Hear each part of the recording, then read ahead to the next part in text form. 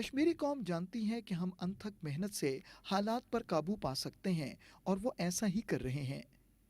वक्त का तकाजा यही है कि भारत जैसे ममालिक सच और हकीकत पसंदी का रास्ता इख्तियार करें, दूसरों को उनका हक दें और इंसानियत का एहतराम करें। दूसरी सूरत में नाकाबिले तसव्वुर हौलनाक हालात का सामना करना पड़ सकता है, जो न सिर्फ खित्ते बल्कि दुनिया के अमन को तबाह कर देंगे।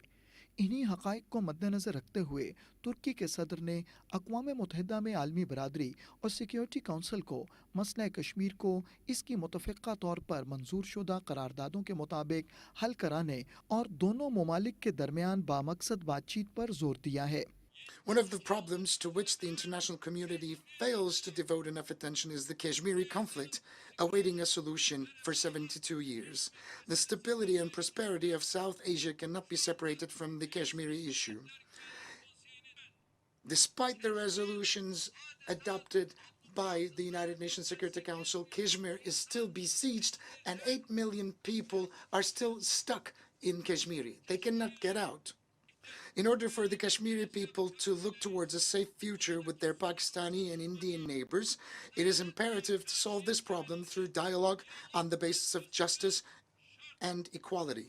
हैरत की बात यह है कि अक़लियतों और बुनियादी इंसानी हुकूक का सबसे बड़ा दुश्मन, गुजरात में हज़ारों मुसलमानों का कातिल, ज़ात पात और हिंदुत्व का चैम्पियन, इंतहाई ढिठाई से अक़वाम मुत्तहिदा में आलमी बरादरी के सामने मुनाफ़क़त का मुज़ाहरा कर रहा था, तो RSS और BJP के गुंडे आसाम में मुसलमानों की मसाजिद और घरों को जलाते हुए उनका कत्लेआम और उनकी लाशों की बेहुरमती कर रहे थे। ये सुनिश्चित किया जाना बहुत जरूरी है कि अफगानिस्तान की धरती का इस्तेमाल आतंकवाद फैलाने और आतंकी हमलों के लिए न हो। हमें इस बात के लिए भी सतर्क रहना होगा कि वहां की नाजुक स्थितियों का कोई देश अपने स्वार्थ के लिए एक टूल की तरह इस्तेमाल करने की कोशिश न करें। इस समय अफगानिस्तान की जनता को,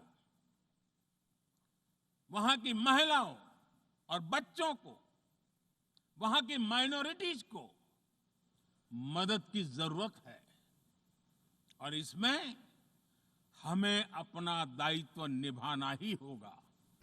पाकिस्तान ने दुनिया के तमाम फोरम्स, इदारों और जिम्मेदारों को मकबूजा जम्मू और कश्मीर में बुनियादी इंसानी हुकूक की खिलाफ वर्जियों, इजहार राय पर बदतरीन पाबंदियों, जेनीवा के चार्टर 4 की खिलाफ वर्जियों, निहत्ते आवाम के खिलाफ कीमियाई हथियारों के इस्तेमाल, पेलेट गन के बहीमाना इस्तेमाल, खवातीन की बेहुरमती, भारतीय फौजियों के हाथों जाली मुकाबलों में कश्मीरी नौजवानों का कत्लेआम, जनाब सैयद अली गिलानी की मैयत की तौहीन के बारे में भी बताया।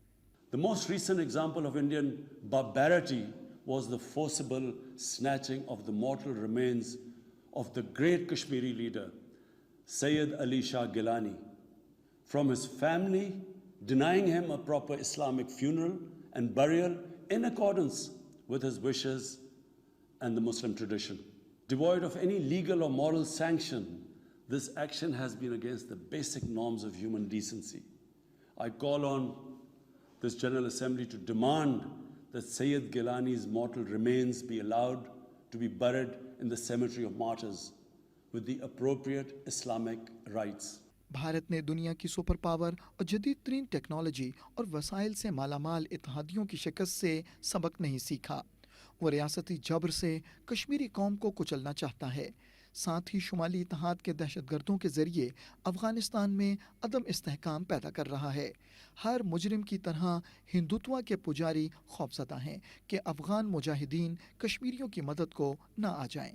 पाकिस्तानी कौम और हुकूमत आलमी बरादरी को अमन व तरक्की का पैगाम देते हुए आगाह कर रही है कि मसला कश्मीर के पुरअमन हल की राह में भारतीय मुनाफ़क़त और हठ धर्मी रुकावट है, जो न सिर्फ खित्ते बल्कि दुनिया के अमन के लिए भी ख़तरा है।